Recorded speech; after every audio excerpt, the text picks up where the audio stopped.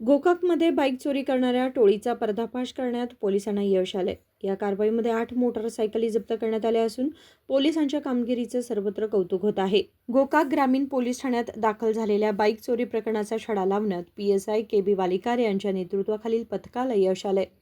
विविध पोलीस ठाण्यांच्या हद्दीतून चोरीस गेलेल्या सुमारे 4 लाख रुपयांच्या 8 मोटारसायकली पोलिसांनी जप्त केल्या आहेत। पोलीस अधीक्षक के रामराजन यांच्या आदेशानुसार PSI वालीकार यांच्या नेतृत्वाखाली अतिरिक्त पोलीस अधीक्षक रायगोंडा बसरगी, गोकाक DSP रवी नाईक आणि CPI सुरेश बाबू यांच्या मार्गदर्शनाखाली ही कारवाई करण्यात आली। जिल्ह्यातील विविध ठिकाणी विक्रीस ठेवलेल्या चोरीच्या गाड्या शोधून काढून जप्त करण्यात आल्या।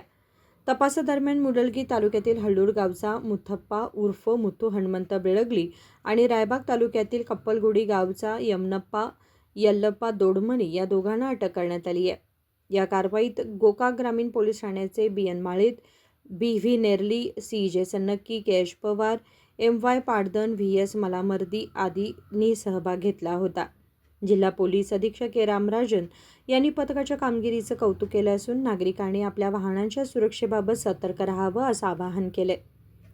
मनोहर मेगेरी, KMM मराठी, गोकाक।